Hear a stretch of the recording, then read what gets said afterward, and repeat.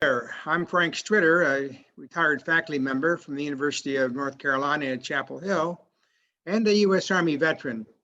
Since retiring, I've been interested in researching and presenting topics on various individuals involved in military history.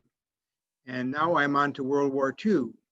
I've gotten interested in discriminated groups in World War II. I call them unsung heroes. I have several of those topics, and today I have one that I think you'll be interested in. I'd like to thank my grandson, Sam Reynolds, who's been helping me with the technical aspects of today's presentation.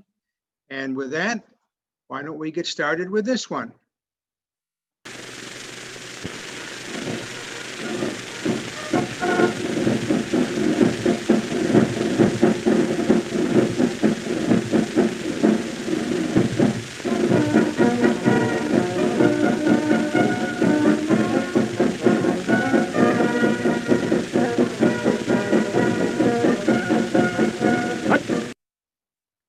In case you're wondering what that music is, it's the fight song of the 442nd Regimental Combat Team of the U.S. Army. That was one of the most highly decorated units of World War II. Also, it's part of my Unsung Heroes series. Today, we're talking about the Nisei. I want to tell you the story of the 442nd and the Nisei, as well as that of its most famous member, Daniel K. Inouye. Approximately 127,000 persons of Japanese ancestry lived in the United States in the early 1940s, the majority on the West Coast. In some states, those who had been born in Japan could not be naturalized as U.S. citizens, own land, or vote, just like the way Native Americans were treated. Approximately 80,000 of that number were Nisei. The term Nisei is a Japanese term used to describe second-generation children born in the United States to Japanese-born immigrants. To be considered Nisei, the child must have at least one parent born in Japan, but they are still U.S. citizens. The 16 million men and women who served in the United States Armed Forces during World War II included approximately 33,000 Japanese Americans who served both during and immediately after the war. Few knew about their contributions, however, because our government failed to properly reward their wartime efforts. Our government attempted to rectify this situation years later, but many of the individuals had died by that time.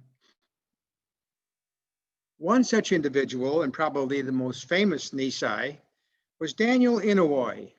Inouye was born on 7 September 1924 in Honolulu. He was the son of a father who had immigrated to Hawaii from Japan and a mother whose parents had immigrated from Japan as well. He was a 17-year-old high school student at the time that Japan bombed Pearl Harbor on 7 December 1941. He was preparing to enter pre-medical studies in college. As soon as the attack began, Inouye pedaled his bicycle to a Red Cross aid station and spent the rest of the day assisting health professionals who were treating individuals wounded in the attack. In the days immediately following the attack, the U.S. and Japan quickly declared war on each other.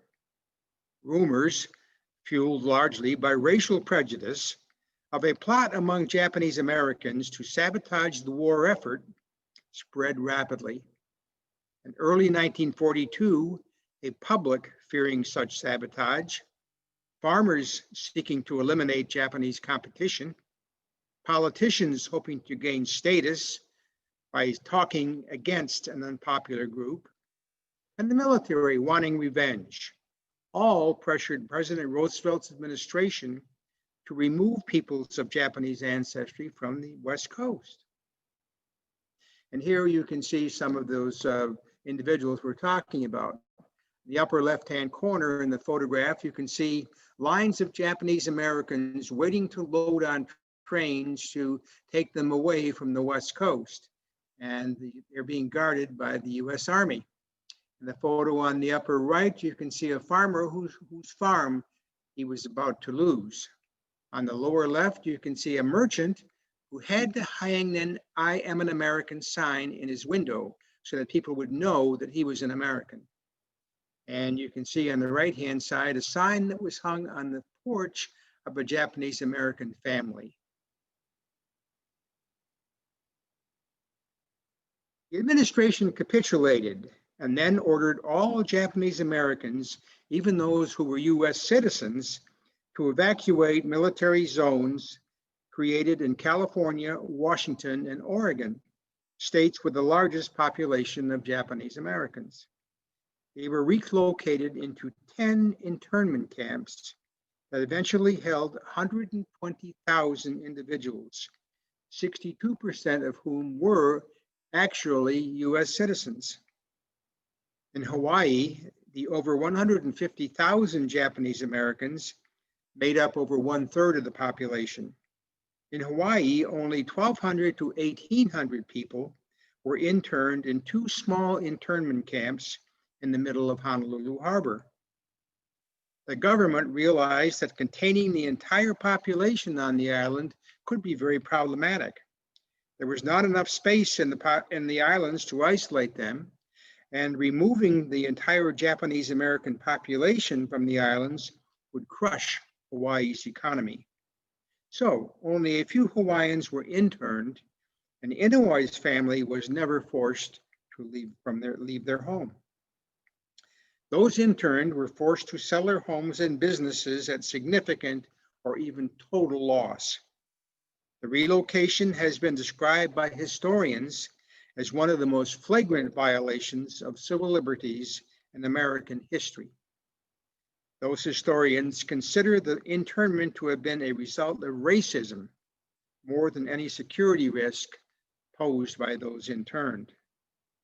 Finally, in 1988, Congress tried to atone by passing a law that acknowledged the injustice of the internment, apologized for it, and provided a $20,000 cash payment to each person who had been interned. Now here in this photo, you can have some idea of the internment process. Left is a photo, on the top is a camp. It looks exactly like a prison camp, which it was actually. The photo in the middle on the top is a family showing up for their internment.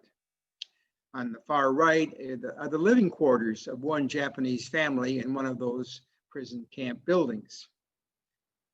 Lower left, you can see a Japanese family lining up for their food allotment. And on the right, you can see the fence that separates the internment camps from each other.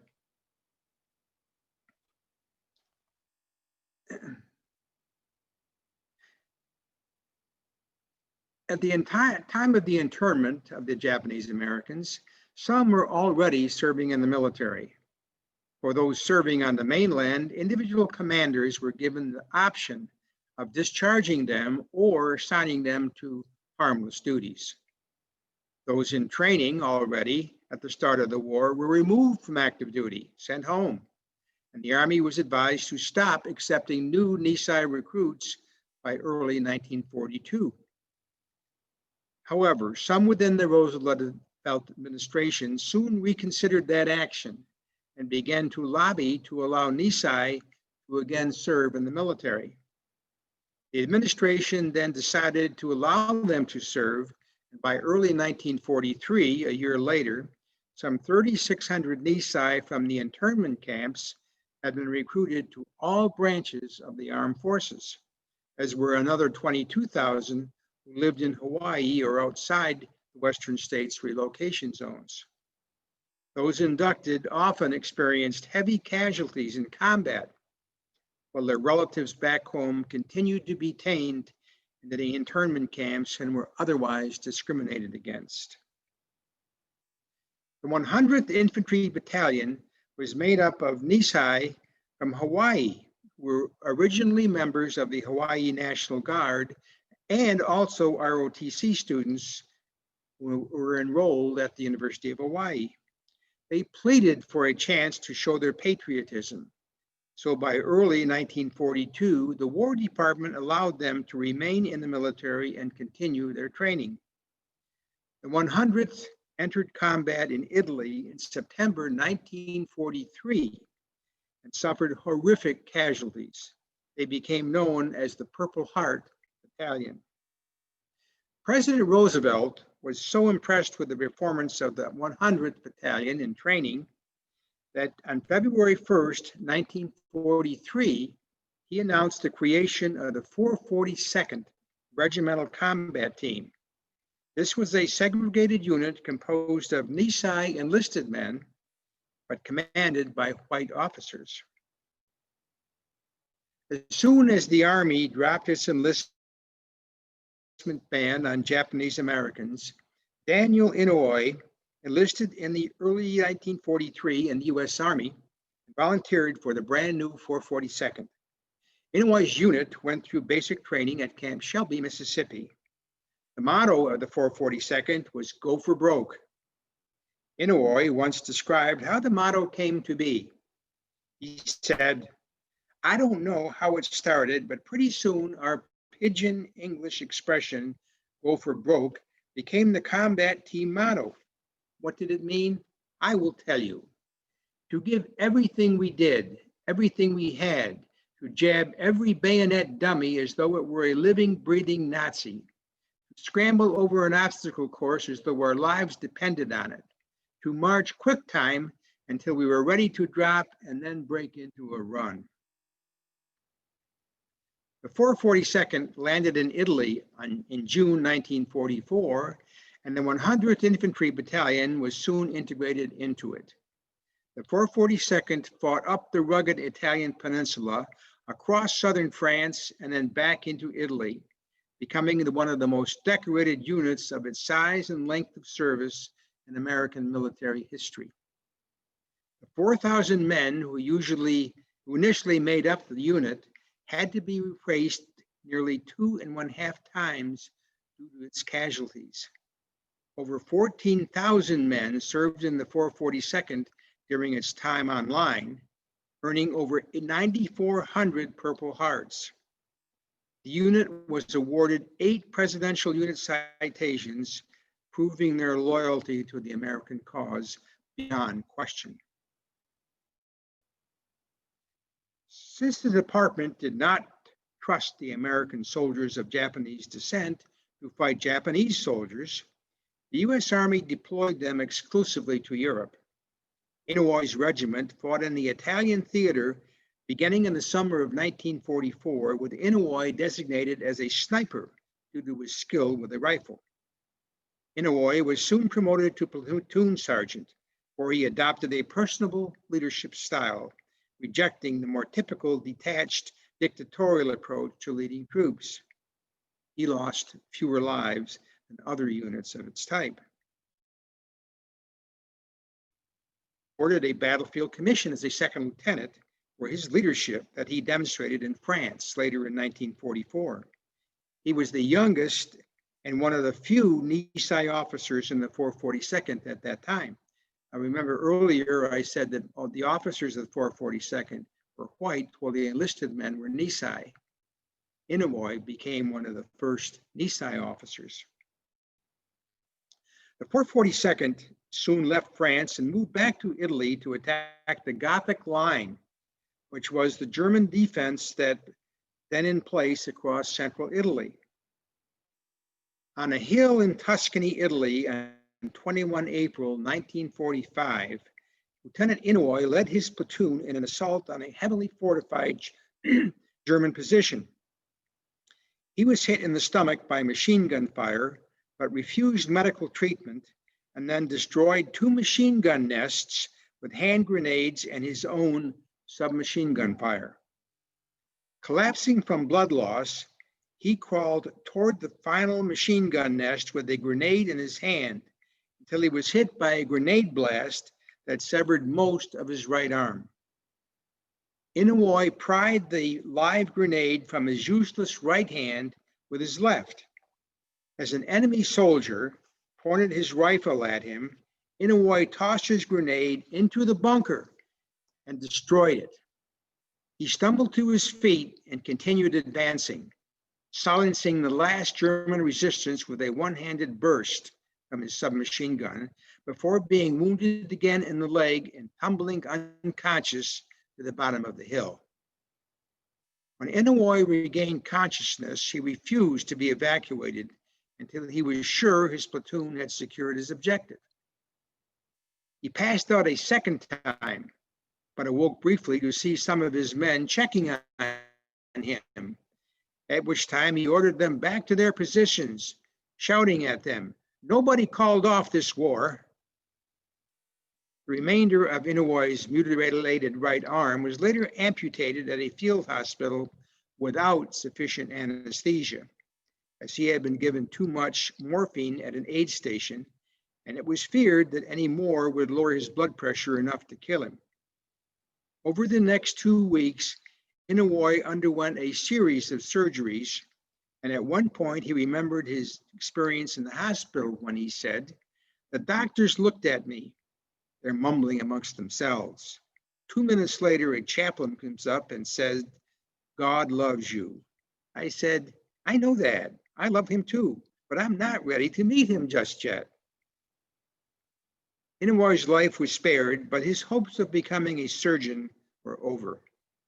He was awarded the Distinguished Service Cross for his bravery and spent the next 2 years in Army hospitals recuperating. Like thousands of wounded veterans, Inouye had to relearn how to do the basic tasks, the lighting of a match with one hand, for example. He remained in the military until 1947, when he was honorably discharged with the rank of captain. The outstanding record of the Japanese Americans serving in the 442nd helped change the minds of many anti-Japanese American critics in the US and resulted in easing of restrictions and the closing of the internment camps by late 1945. Anti-Japanese American sentiment did, however, remain strong until the 1960s.